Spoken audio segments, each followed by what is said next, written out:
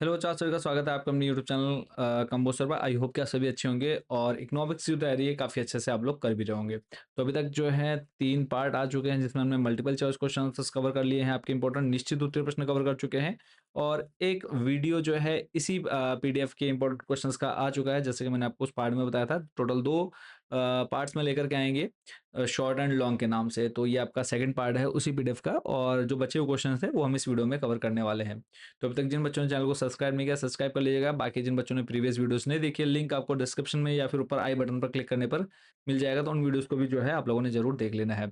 तो आगे बढ़ने से पहले बात कर लेते हैं, जो भी बच्चे बोर्ड एग्जाम में बहुत अच्छा स्कोर करना चाहते हैं तो हर साल जो है हम आप लोग के लिए मोस्ट इंपॉर्टेंट क्वेश्चन की पीडीएफ लेकर के आते हैं, चाहे आप हिंदी मीडियम से या फिर इंग्लिश मीडियम से। तो जो बच्चे इन पीडीएफ को परचेस करना चाहते हैं, आप सिंपली हमारे इस व्हाट्सएप नंबर पर कॉन्टैक्ट कर सकते हैं। टॉपिक वाइज सारे सब्जेक्ट्स की पीडीएफ अवेलेबल है। तो आपको जिस भी सब्जेक्ट की इंपॉर्टेंट क्वेश्चंस की पीडीएफ चाहिए, सिंपली आपने हमारे नंबर पर मैसेज करना है, हम आपको क्यूआर कोड देंगे और उस पर आप जैसे ही पेमेंट करेंगे पीडीएफ डायरेक्टली आपके व्हाट्सएप नंबर पर भेज दी जाएगी। तो देर ना करते हुए करते हैं स्टार्ट। तो नेक्स्ट तो अगला जो क्वेश्चन है, लास्ट जो हमने कवर कर लिया था, एक पूर्ण प्रतिस्पर्धी बाजार की क्या विशेषता है। तो नेक्स्ट क्वेश्चन बच्चों रहेगा, वह है सीमांत आगम की अवधारणा को समझाइए। प्रश्न आपका 2010 में बना है, इस बार एक्सपेक्टेड क्वेश्चन में बच्चों हमने इसको कवर किया है। तो किसी वस्तु की एक अतिरिक्त इकाई के विक्रय से कुल आय में जो वृद्धि होती है वही सीमांत आय या सीमांत आगम कहलाती है। सूत्र रूप में अगर हम बात करें तो देखो एम आर इक्वल टू हो जाएगा T R N minus one. Example अगर समझे हम इसमें, तो यदि 5 वस्तुओं के विक्रय से 25 रुपए प्राप्त होते हैं और 6 वस्तुओं के विक्रय से 29 रुपए प्राप्त होते हैं, तो 29 में से अगर 25 रुपए घटा दें तो 4 रुपए क्या हो जाएगी, सीमांत आय हो जाएगी। इस प्रकार सीमांत आय कुल आय में परिवर्तन की दर को बताती है। तो अभी तक जिन बच्चों ने चैनल को सब्सक्राइब नहीं किया, सब्सक्राइब वाला बटन जरूर प्रेस कर दीजिएगा। तो चलते हैं आपको लेकर के नेक्स्ट क्वेश्चन पर। लॉन्ग में बच्चों आपका ये क्वेश्चन बनेगा, अल्प अधिकार बाजार क्या है, इसकी प्रमुख विशेषताएं लिखिए। प्रश्न आपका 2012, 17, 15 में बच्चों बन चुका है। यही क्वेश्चन अगर आपसे घुमा करके पूछे कि अल्प अधिकार का आशय स्पष्ट कीजिए तथा अल्प अधिकार की मुख्य विशेषताओं की व्याख्या कीजिए। तो देख लेते हैं इसको। अल्प अधिकार अपूर्ण प्रतियोगिताओं की ही एक किस्म है। यह बाजार की वह स्थिति है जिसमें वस्तु विशेष के विक्रेताओं की संख्या थोड़ी होती है और प्रत्येक विक्रेता न केवल अपने व्यवहार से दूसरी फर्मों की कार्यवाहियों को प्रभावित करता है, बल्कि दूसरी फर्मों की कार्यवाहियां उसके व्यवहार को प्रभावित करती हैं। इस प्रकार अल्पाधिकारी विक्रेता परस्पर निर्भर होते हैं। अल्पाधिकार की स्थिति में यदि कोई फर्म अपने उत्पादन अथवा वस्तु की कीमतों में परिवर्तन करती है, तो उसका दूसरी फर्मों की कीमतों और बिक्री की मात्रा पर प्रभाव पड़ता है। वस्तु उसके द्वारा कीमत अथवा बेची जाने वाली मात्रा में सही परिवर्तनों की अन्य फर्मों द्वारा प्रतिक्रिया होती है। अगला प्रश्न है, क्या प्रतिस्पर्धी बाजार में लाभ अधिकतमीकरण फर्म जिसकी कीमत सीमांत लागत के बराबर नहीं है का निर्गत का स्तर सकारात्मक हो सकता है, व्याख्या कीजिए। तो एक प्रतिस्पर्धी बाजार में जिसमें कीमत अर्थात एमआर सीमांत लागत एमसी के बराबर नहीं है, तो दो प्रकार की स्थितियां हो सकती हैं। एक, पहला कि कीमत सीमांत लागत से अधिक हो, दूसरा है कि कीमत सीमांत लागत से कम हो। तो अगर यहाँ पे आप आरेख देखेंगे तो इसमें दोनों ही स्थितियों की व्याख्या रेखा चित्र से हम लोगों ने यहाँ पर आपको दिखा दी है। तो इसको जब आप पढ़ेंगे तो आराम से आप इसको बहुत अच्छे से समझ भी जाएंगे। तो वीडियो रुक करके आपने इसको एक बार जरूर पढ़ लेना है। चलते हैं आपको लेकर के नेक्स्ट अगले प्रश्न पर। स्थानापन्न वस्तुओं के 2 उदाहरण दीजिए। तो स्थानापन्न हो जाएगा आपका चाय और कॉफ़ी। नेक्स्ट क्वेश्चन है, समष्टि अर्थशास्त्र से आप क्या समझते हैं? तो समष्टि अर्थशास्त्र अर्थशास्त्र का वह भाग है जिसका संबंध बड़े समूहों, कुल बचत, कुल निवेश, कुल मांग, कुल आय आदि से होता है। अगला है, वास्तविक प्रवाह किसे कहते हैं? या फिर आय के प्रवाह को चक्रीय प्रवाह क्यों कहते हैं? तो परिवार फर्मों को साधन सेवाएं प्रदान करते हैं और फर्में परिवारों को वस्तुएं प्रदान करती हैं। इस प्रकार परिवारों से फर्मों को साधन सेवाओं का और फर्मों से परिवारों की वस्तुओं का निरंतर प्रवाह होता रहता है। यानी हम कच्चा माल दे रहे हैं और सामने फर्म या कंपनियां क्या कर रही है, हमको हमारे उस कच्चे माल को विभिन्न खाने पीने की वस्तुओं में परिवर्तित करके वापस हमको लौटा रही है। तो आदान प्रदान क्या है और ये निरंतर जो प्रवाह है वो बना रहता है, इसे ही वास्तविक प्रवाह कहते हैं, क्योंकि यह चक्र कभी समाप्त नहीं होता, इसलिए इसे आय का चक्रीय प्रवाह कहा गया है। अगला प्रश्न है, भारत में राष्ट्रीय आय की गणना किस संस्था द्वारा की जाती है? तो सीएसओ यानी केंद्रीय सांख्यिकी संगठन के द्वारा की जाती है। अगला प्रश्न है, मूल्य वृद्धि विधि द्वारा राष्ट्रीय आय की गणना कैसे की जाती है, समझाइए। प्रश्न आपका देखो 2013, 19, 23 में बच्चों ये पूछा जा चुका है। तो निम्नलिखित चरण है, पहले अगर हम बात करें तो देखो उत्पादन जो होता है उद्यमों की पहचान करना और उनका वर्गीकरण प्राथमिक क्षेत्र, द्वितीयक क्षेत्र में करना। दूसरा है प्रत्येक उत्पादक उद्यम द्वारा निम्न सूत्र से साधन लागत पर शुद्ध मूल्य वृद्धि का अनुमान लगाना। तो इसमें देखो पॉइंट है बिक्री और स्टॉक में परिवर्तन जोड़कर उत्पादन के मूल्य का अनुमान लगाना, मध्यवर्ती उपभोग अर्थात कच्चे माल की लागत का अनुमान लगाना और बाजार मूल्य पर सकल मूल्य वृद्धि प्राप्त करने के लिए उत्पादन के मूल्य से उसी को घटाना। ऐसे ही तीसरा जो ऑप्शन है साधन लागत पर शुद्ध घरेलू उत्पाद प्राप्त करने के लिए सभी उत्पादक उद्यमियों द्वारा साधन लागत पर शुद्ध मूल्य वर्धित का योग प्राप्त करना। फिर है साधन लागत पर शुद्ध राष्ट्रीय उत्पाद अर्थात राष्ट्रीय आय को प्राप्त करने के लिए साधन लागत पर शुद्ध घरेलू उत्पाद में विदेशों से प्राप्त शुद्ध साधन आय जोड़ना। अगला प्रश्न है निम्न आंकड़ों से साधन लागत पर शुद्ध मूल्य वृद्धि की गणना। तो एक तरफ देखो मदद दे रखी है, दूसरा आपको खर्चा दे रखा है करोड़ में। अगला है तो देखो इसमें सिंपल क्या निकाला है, शुद्ध मूल्य वृद्धि निकालनी है तो आपने विक्रय प्लस स्टॉक में परिवर्तन प्लस आर्थिक सहायता प्लस निर्यात प्लस मध्यवर्ती क्रय में से आपने मूल्यह्रास घटा देना, तो 440 करोड़ इसका आंसर हो जाएगा। अगला प्रश्न है मुद्रा के प्राथमिक कार्य क्या है। 2009, 12, 15, 20, 22 में बच्चों से पूछा गया है। विनिमय के माध्यम के रूप में कार्य अर्थात वर्तमान समय में सभी वस्तुओं तथा सेवाएं मुद्रा के माध्यम से ही खरीदी तथा बेची जाती हैं। दूसरा है मुद्रा का दूसरा प्राथमिक कार्य अर्थव्यवस्था में उपलब्ध सभी वस्तुओं तथा सेवाओं का मूल्यांकन करना है।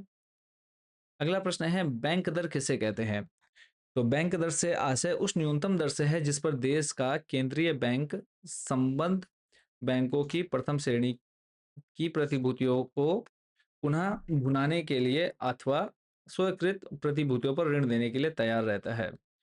तो इन सभी क्वेश्चंस को आप लोगों ने काफी अच्छे से तैयार करना है। चलते हैं नेक्स्ट क्वेश्चन पर। अगला है वस्तु विनिमय प्रणाली क्या है, इसकी क्या कमी है। तो जिस प्रणाली में वस्तुओं से व्यवहार होता है उसे वस्तु विनिमय प्रणाली कहते हैं। दूसरे शब्दों में यानी एक वस्तु के बदले दूसरी वस्तु लेना या देना। तो दूसरे शब्दों में एक वस्तु से दूसरी वस्तु के प्रत्यक्ष विनिमय को ही वस्तु विनिमय प्रणाली कहते हैं, जैसे गेहूं के बदले चावल का आदान प्रदान, कपड़ों के बदले बर्तनों का आदान प्रदान। नेक्स्ट है एक प्रदेश की कुल जनसंख्या 50 करोड़ है तथा राष्ट्रीय आय 60,000 करोड़ के बराबर है, तो प्रति व्यक्ति आय कितनी होगी। देखो सिंपल सा जो आपको पता होना चाहिए प्रति व्यक्ति आय होती क्या है, पहले हम उसको जान लेंगे। तो राष्ट्रीय आय अर्थव्यवस्था में उत्पादित विभिन्न वस्तुओं एवं सेवाओं की मात्रा का योग होती है, जबकि प्रति व्यक्ति आय अर्थव्यवस्था की औसत आय के बारे में बताती है। अर्थव्यवस्था की कुल आय से कुल जनसंख्या को भाग देकर प्रति व्यक्ति आय को ज्ञात किया जा सकता है। तो देखें तो प्रति व्यक्ति आय बराबर होती है कुल राष्ट्रीय आय बटे कुल जनसंख्या। तो जो हमें वैल्यू दे रखे थे, मान दे रखे थे 60,000 करोड़ बटे 50 करोड़, तो 1200 रुपए क्या है प्रति व्यक्ति आय है। नेक्स्ट एंड इंपॉर्टेंट क्वेश्चन रहेगा बच्चों, व्यापारिक बैंकों द्वारा साख निर्माण की प्रक्रिया को संक्षेप में लिखिए या फिर साख निर्माण से क्या आशय है। तो इसको आप लोगों ने बच्चों बहुत अच्छे से पढ़ना है, तो थोड़ा सा हम जान लेते हैं इसके बारे में भी। यह बैंकों की अत्यंत महत्वपूर्ण कार्यविधि है। बैंकों में जितनी नगद राशि जमा होती है बैंक प्रायः उसका एक अंश रखकर शेष राशि उधार दे देते हैं। नगद राशि इसलिए रखी जाती है ताकि बैंक अपने उन ग्राहकों का भुगतान कर सके जो अपना धन बैंक से निकालना चाहते हो। बैंक जो राशि उधार देता है उसे नगद ना देकर ऋणी के नाम अपने यहाँ खाता खोलकर जमा कर देता है और ऋणी अपनी आवश्यकता अनुसार उसमें से पैसा निकालने का अधिकार प्राप्त कर लेता है। हार्टले विदर्स ने लिखा है कि ऋण जमा का निर्माण करते हैं, परंतु यह तभी संभव है जब लोग बैंक में नगद राशि प्राथमिक निक्षेप प्राइमरी डिपॉजिट के रूप में जमा करें, क्योंकि व्युत्पन्न निक्षेपों के द्वारा बैंक के पास नगद राशि में वृद्धि नहीं होती परंतु कुल बैंक जमा राशि में अवश्य ही वृद्धि हो जाती है। इसी संदर्भ में प्रोफेसर किन्स ने लिखा है कि ऋण जमा की संतान है तथा जमा ऋण की संतान है। तो बाकी जो है इसका एग्जाम्पल आप लोग यहाँ पर इसको और अच्छे से समझने के लिए इस पूरे एग्जाम्पल को काफी अच्छे से पढ़ सकते हैं। इसी में देखो बहुल बैंकिंग प्रणाली में साख निर्माण कैसे होती है। तो देखो बैंक का नाम एग्जांपल ले लिया, कोई एक बैंक है ए, इसमें जमा या निक्षेप क्या है 100 रुपए है, कोष 20 रुपए है, ऋण कितना है 80। ठीक है, तो ये आप लोग का पूरा जो एक चार्ट बना हुआ है, इससे आप लोग बहुत अच्छे से आप समझ सकते हैं। अगला प्रश्न है बचत का क्या तात्पर्य है या बचत से क्या समझते हैं आप। तो कुल आय में से उपभोग व्यय को घटा देने के बाद जो शेष बचता है उसे बचत कहते हैं।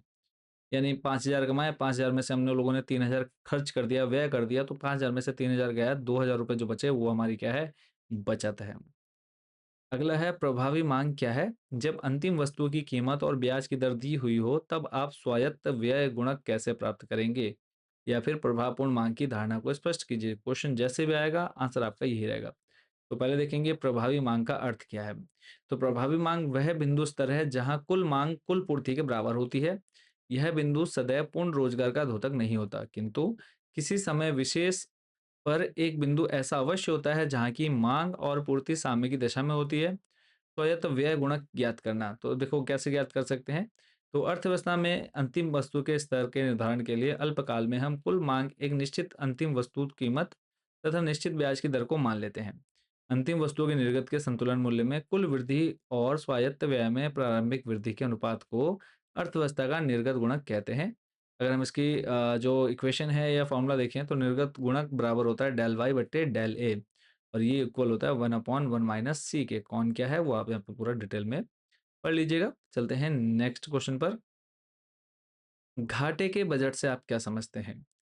तो जब सरकार की कुल आय सरकार के कुल व्यय से कम होती है, तो उसे घाटे का बजट कहते हैं।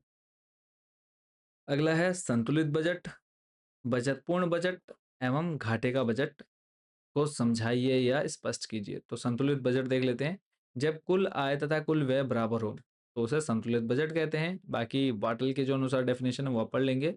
बजट किसे कहते हैं? तो जब कुल आय से कुल व्यय कम हो, तो उसे बचतपूर्ण बजट कहते हैं। घाटे का बजट अभी हम पढ़ चुके हैं, तो इसको हम स्किप करेंगे। नेक्स्ट है व्यापार की शर्तों से क्या आशय है? तो जिस दर पर देश की वस्तुओं का विनिमय दूसरे देश की वस्तुओं से होता है, उसे व्यापार की शर्तें कहा जाता है। फिर है लोचपूर्ण विनिमय दरों से क्या आशय है? लोचपूर्ण विनिमय दर मांग और पूर्ति में निरंतर होने वाले परिवर्तनों के साथ स्वतंत्र रूप से बदलती रहती है। इसके निर्धारण में मांग और पूर्ति का नियम क्रियाशील रहता है। फिर है व्यापार संतुलन से क्या आशय है? व्यापार संतुलन दो देशों के मध्य आयात निर्यात का एक वर्ष का लेखा जोखा है। नेक्स्ट है भुगतान संतुलन से क्या आशय है? तो एक देश का भुगतान संतुलन उसके निवासियों और बाकी विश्व के बीच किए गए समस्त लेन देनों का विवरण होता है। फिर है अवमूल्यन से क्या आशय है? तो अवमूल्यन से आशय देश की मुद्रा के बाह्य मूल्य को कम करना है। नेक्स्ट है सरकारी बजट क्या है? इसकी प्रमुख विशेषताओं का उल्लेख कीजिए। इंपॉर्टेंट रहेगा। तो बजट एवं उसके परिभाषा देख लेते हैं। किसी भी देश की अर्थव्यवस्था में सरकारी बजट का महत्वपूर्ण स्थान होता है। बजट ही वित्तीय प्रसाधन का केंद्र बिंदु होता है। बजट द्वारा ही सरकार साधनों का नियोजन एवं नियंत्रण करके आर्थिक क्रियाओं को प्रभावित करती है। मांग, बचत, पूर्ति, विनियोग, उत्पादन एवं रोजगार व आय के स्तर को प्रभावित करके अर्थव्यवस्था में वांछित परिवर्तन लाती है। देश की आर्थिक स्थिति व नीति का चित्रण बजट द्वारा ही जनता के सम्मुख लाया जाता है। अगर इसकी प्रमुख परिभाषाएं की बात करें बजट की, तो रेन स्टोन ने क्या परिभाषा याद कर सकती हैं? बजट एक ऐसा प्रपत्र है जिसमें सार्वजनिक आय व्यय की स्वीकृत व्यवस्था होती है। बाकी सिराज की जो है फिंडले सिराज, इनकी भी आप लोग पढ़ लीजिएगा। बजट की विशेषताएं क्या होती है? तो यह एक विवरण होता है। बजट का आधार नगद राशि होती है। इसमें अनुमानित आय और व्यय के आंकड़े दिए होते हैं। यह एक निश्चित अवधि यानी 1 वर्ष के लिए बनाया जाता है। सामान्यतः आय व्यय की मदें 2 प्रकार की होती हैं, पूंजीगत मदें व आयगत मदें। ऐसे ही नेक्स्ट जो है 5th वाला पॉइंट आप लोग स्किप कर सकते हैं। संतुलित बजट, घाटे का बजट, ये हम ऑलरेडी पढ़ चुके हैं। तो आई होप कि ये सारे क्वेश्चंस आप लोग अच्छे से समझ गए होंगे और इनको आप लोग याद भी कर चुके होंगे। बाकी जो याद नहीं है उसको आप लोगों ने वीडियो रोक करके अच्छे से प्रैक्टिस कर लेनी है, तैयार कर लेना है। तो इकोनॉमिक्स के जो सारे इंपॉर्टेंट क्वेश्चंस थे बच्चों, वो हम कवर कर चुके हैं। इन सभी क्वेश्चंस को आप लोगों ने रिवीजन करना है, प्रैक्टिस कर लेनी है, ताकि एग्जाम जो है आप लोग बहुत अच्छे से दे पाएँ। किसी भी क्वेश्चन को एग्जाम में छोड़ना नहीं है, और जो क्वेश्चन पहले आ रहे हैं उनके आंसर आप लोगों ने करते जाने हैं। एमसीक्यूज फर्स्ट पेज पर ही आप लोगों ने सारे नंबर डाल देने हैं, जो आ रहे हैं वो तभी कर देना। नहीं तो जब जैसे-जैसे जो याद आता रहेगा तब आप फर्स्ट पेज पर ही आंसर लिखेंगे, ठीक है? जो क्वेश्चन आ रहा है वो आप नंबरिंग के अकॉर्डिंग करते जाएँगे। अगर कोई क्वेश्चन ऐसा है जो अभी आपको याद नहीं आ रहा, तो उसके लिए जगह नहीं छोड़नी। एमसीक्यूज तो आप लोग एक पेज पे कर दीजिए, बाकी के जो क्वेश्चन है उसको आप लोग जैसे आपको याद है या जो आपको पहले आता है उसको आप लोगों ने कर लेना है। ठीक है? पर कोशिश करनी है कि सीक्वेंस से आंसर देने हैं, सीरियल नंबर से ही आपको आंसर देते हुए जाना है। तो सभी बच्चों को ऑल द बेस्ट। अच्छे से इकोनॉमिक्स का पेपर दे करके आना है, किसी क्वेश्चन को छोड़ना नहीं है, रिलेटेड लिख करके आ जाओ, पर खाली नहीं छोड़ना है। कॉपी खाली होगी तो नंबर नहीं मिलेंगे, है ना? बट अगर आप कुछ ना कुछ लिख कर के आए हैं, तो एक बार के लिए एग्जामिनर भी आपको वहाँ पर नंबर दे देंगे। बट खाली कॉपी में कुछ नहीं मिलता है। तो सभी क्वेश्चंस अटेम्प्ट करने हैं। सभी को ऑल द बेस्ट। अच्छे से एग्ज़ाम दे कर के आना है और बाकी मिलेंगे सॉल्यूशन वीडियो के साथ। पेपर का जैसे ही पेपर हो जाएगा उसका सॉल्यूशन हम आप लोग के लिए प्रोवाइड कराएँगे। कमेंट सेक्शन में फिर आप लोगों ने बताना है कि कितने नंबर आप लोग के बन रहे हैं और फिर उसके बाद जो नेक्स्ट पेपर है आप लोगों का इकोनॉमिक्स के बाद इकोनॉमिक्स के बाद जो नेक्स्ट पेपर आप लोग का होना है, वो होना है पॉलिटिकल साइंस का ना। तो पॉलिटिकल साइंस आप लोग का 6 मार्च को है, तो उसके भी इम्पोर्टेंट क्वेश्चंस की वीडियो हम लोग लाना स्टार्ट कर देंगे, तो चैनल के साथ ज़रूर जुड़े रहिएगा। और अभी तक जिन बच्चों ने चैनल को सब्सक्राइब नहीं किया, सब्सक्राइब वाला बटन प्रेस कर दीजिएगा। बाकी आपको जिस भी सब्जेक्ट के इम्पोर्टेंट क्वेश्चन चाहिए होंगे, तो आप हमारे इस व्हाट्सएप नंबर पर कॉन्टैक्ट कर सकते हैं। मिलेंगे नेक्स्ट वीडियो में अदर इम्पोर्टेंट क्वेश्चन के साथ। Thank you so much for watching this video.